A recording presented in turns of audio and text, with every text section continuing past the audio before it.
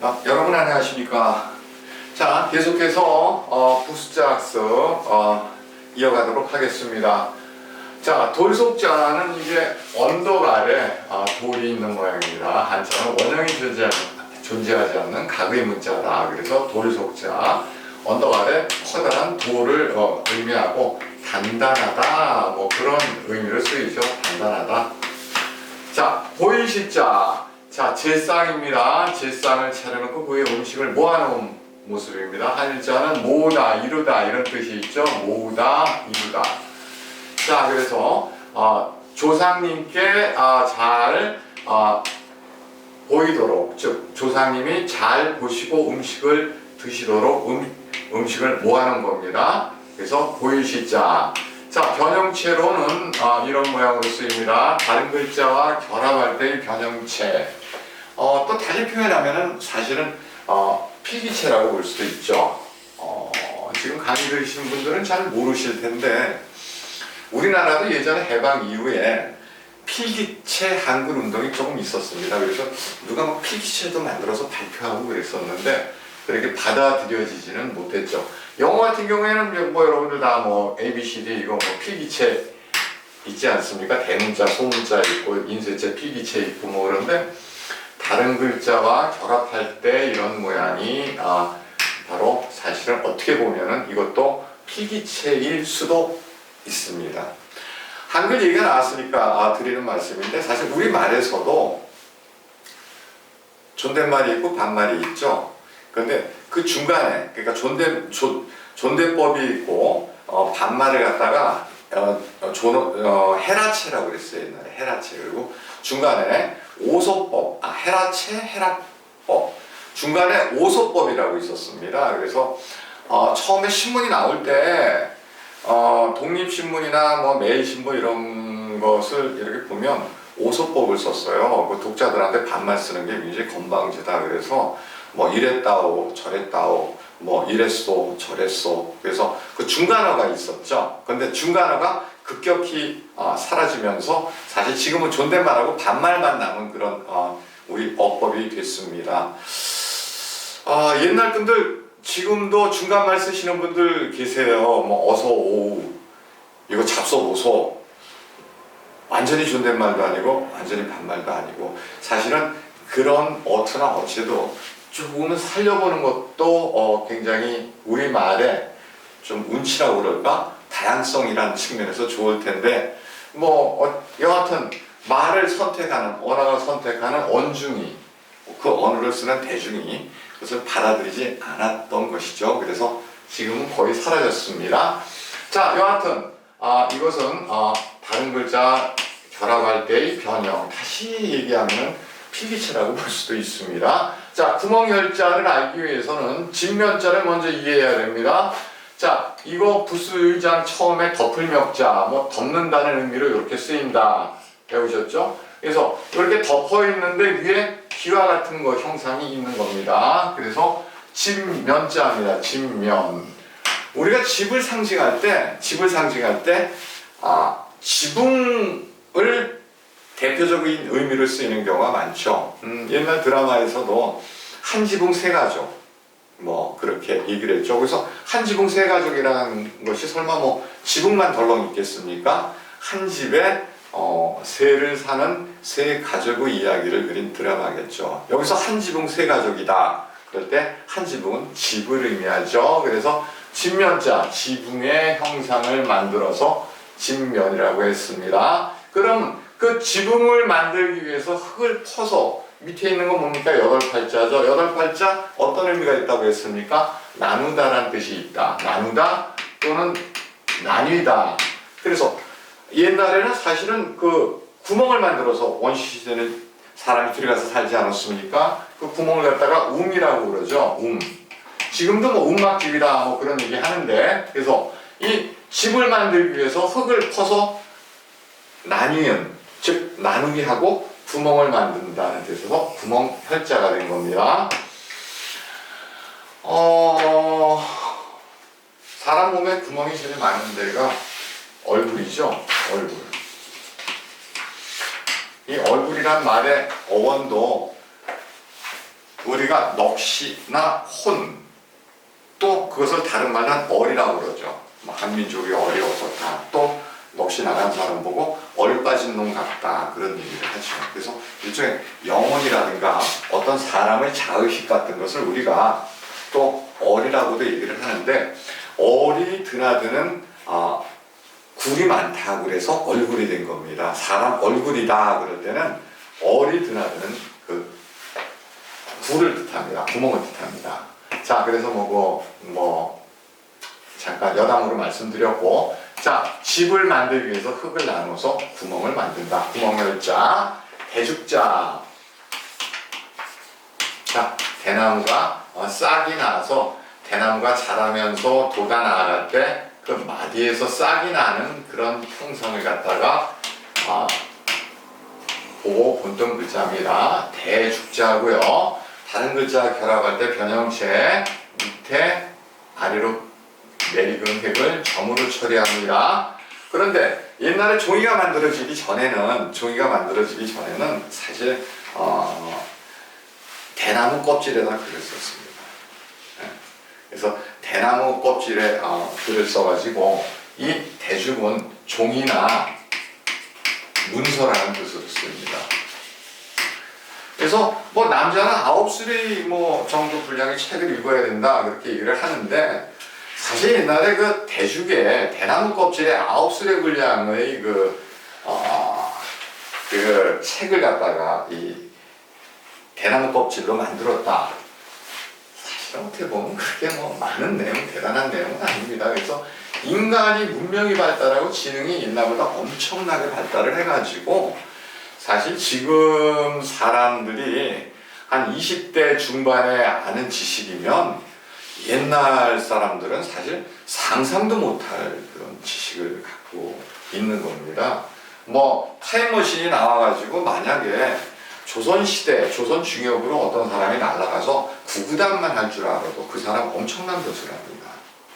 그만큼 인간의 문명이 발달을 했죠. 그래서 어쨌든 대죽이라는 것은 종이나 문서라는 뜻이 있습니다. 쌀미자, 자, 곡식이 나달의 모양입니다. 나달이 연결로 가는 모양인데, 자, 이것을 갖다 알기 위해서 우선 벼화자를 알 필요가 있습니다. 이 다음에 나오는 건데, 쌀미자가 획이 벼화자보다 좀 간단해서 먼저 나왔는데, 자, 벼가 익은 모습입니다. 벼는 익을수록 고개를 숙이죠. 그래서 요 글자가 벼화자인데,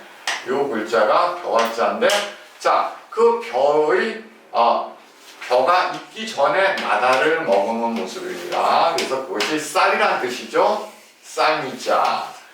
자, 그리고 쌀미자를 원래 또 벼화자를 함께 알아야 되는 것이고, 그러면 이 벼를 갖다가 수확하기 위해서 파종을 할 때, 또는 이것을 쌀로 봐도 되고요. 파종을 할 때, 자, 동작이나 상태를 의미하는 빛의 별이 들어갔습니다. 우리 부스 2장 처음에서 배웠죠. 이렇게 별을 얻기 위해서 파종을 할 때, 또는 쌀을 얻기 위해서 파종을 할 때, 그 씨앗을 잘 분별해야 된다는 의미에서 분별할 변자가 생겼습니다. 분별할 변.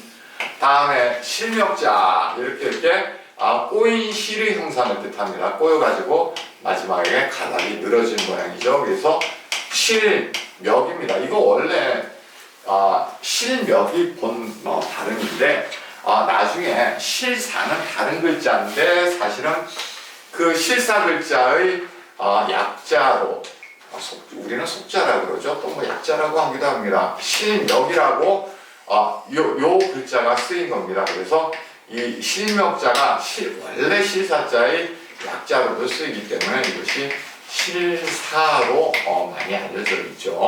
자, 밑에 역시 점세개로 처리해서 변형으로 쓰이기도 합니다.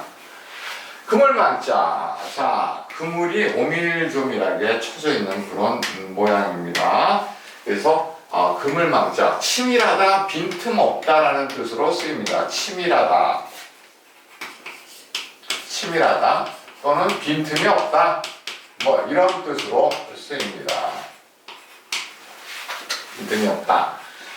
그런데 그 변형이 자 요렇게 요 모양으로 쓰이는데 요 모양이 눈목자의 그 변형체와 동일합니다. 그래서 눈목자의 변형체와 그물망의 변형체가 동일한데 한자에는 이런 동일한 모양의 글자들이 간혹 나옵니다. 그래서 저는 이런 글자를 동형이의어라고 제가 규정을 하고 만들었습니다. 형태는 같은데 뜻이 다르다. 음문자에는 동음이의어가 있죠. 우리가 같은 의미인데 뜻이 다른 동음이의어가 음문자에 많이 존재하듯이 한자에는 동형, 형태가 같은데 뜻이 다른 동형이의어가 또 존재합니다. 그러면 우리가 음문자에서 동음이의어는 어떻게 구분합니까? 문맥을 보면 알죠. 문맥을 보면 이것이 이런 의미인지 저런 의미인지 같은 발음이라도 구분을 하듯이 한자의 동형이의어도 글자의 타자 분석을 해보면 그것이 어떤 의미로 쓰였는지 알 수 있습니다. 자, 그래서 그물망, 침이라고 빈틈없음을 상징하는데 그 변형은 글자에서 결합하기 위한 변형은 눈목의 변형과 동일하다. 양양자, 뿔이 난 양의 얼굴을 갖다가 형상한 글자입니다. 순하다라는 의미가 있죠. 순하다. 양이 기본적으로 순하죠. 그래서 순하다는 의미를 쓰이고요. 기두자, 자, 새의 깃털 모양을 본뜬 글자입니다. 날개라는 의미가 있죠. 늙은이로자는요, 땅 위에 지팡이를 짚고 다니는 늙은 사람입니다. 자, 이 글자가 왜 늙은 사람이냐?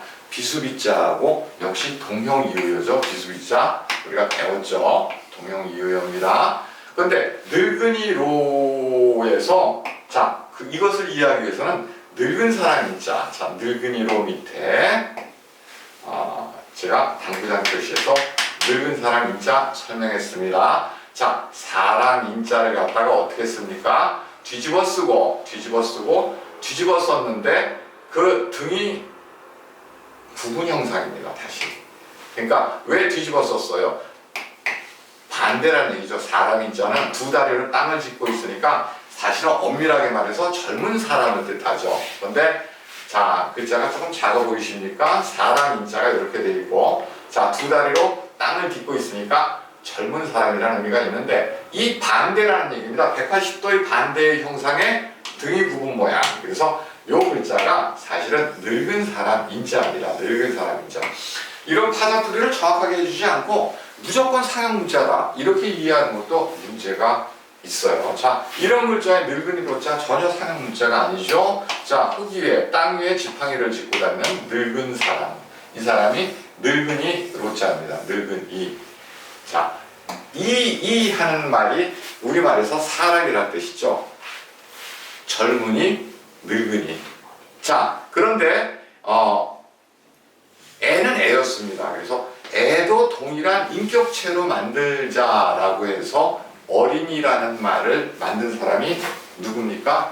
소파 방정환 선생입니다. 그래서 어린이라는 말 자체는 사실은 원래 우리말에 없었는데 이라는 말 우리가 그러지 않습니까? 이가 저희가 그랬을 때 이 사람이 저 사람이 뭐 이런 뜻인데 늙은이 젊은이가 있어요. 그래서 어린 사람도 동등한 인격체다. 그래서 어린이로 단어를 만든 사람이 방정환 선생입니다. 정말 시대를 앞서가는 분이었는데 사실은 어린이 운동한다고 본인 자녀들을 썩 잘 돌보지를 못했어요. 그래서 거기에 대해서 뭐 또 비판이 일긴 하고 하는데 뭐 사실 위인이나 영웅이 단점 없는 사람이 어디 있겠습니까? 우리가 간단하게 얘기해서 우리가 아프리카의 성자라고 하면 떠오르는 사람이 있습니다. 누굽니까? 슈바이처죠. 아프리카의 그 많은 그 흑인들을 보살피고 돌봤던. 그런데 사실은 그 슈바이처가 아프리카에서는 전혀 존경을 받지를 못해요. 왜냐하면 자신과 동일한 그 인격체로 흑인들을 돌본 게 아니고 마치 야생 늑대 돌보기, 야생 원숭이 돌보기라는 개념이었죠. 그래서 그분은 굉장히 인종차별주의자였어요. 그래서 우리는 아프리카의 성자다 뭐 이렇게 얘기를 하는데 막상 아프리카 사람들은 놉니다. 전혀 흑인들을 가까이 오지도 못하게 했고 그냥 보호해야 될 하나의 종족으로 보고 대한 거죠. 자, 그래서 우리가 뭐 이 얘기가 옆으로 많이 나갔습니다만 어린 이 할 때 이를 만든 그런 방정환 선생 이야기를 잠깐 했고 우리말에서 이자는 사실은 사람이란 뜻입니다. 뭐 사실이 아니라 원래 그렇죠. 늙은이, 젊은이, 어린이가 어떻게 생겼는지 말씀드렸습니다. 분율자, 자 손을 뜻하는 또의 변형체죠. 자 오른손에 붓을 잡고 있는 형상입니다. 그래서 분율, 마침내, 급기야, 뭐 드디어 뭐 이런 뜻으로 쓰입니다. 옛날에 글을 쓸 때 마침내, 급기야, 드디어, 이윽고를 어떻게 잘 구분해서 써야 되는가. 예를 들어서 같은 즉 오랜 시간이 흐른 끝에 나타나는 결론인데 급기야는 되게 그 이후에 나쁜 일이 오죠. 드디어는 되게 좋은 일이 오죠. 그런 식으로 사실 우리말도 엄밀하게 따져가면서 쓰자면 굉장히 복잡합니다. 영어에서 그 어원을 가장 정확하게 따져가면서 쓴 분이 콘비인데 뭐 여하튼 분율자 오른손에 붓을 잡고 글을 쓰는 거. 그런데 우리가 글을 쓸 때는 어떻게 합니까? 미리 굉장히 장고를 하지요. 그 다음에 글을 씁니다. 그래서 분율자는 마침내, 드디어 이런 의미가 있다고 알아두시면 되겠습니다. 오늘은 여기까지 하겠습니다. 감사합니다.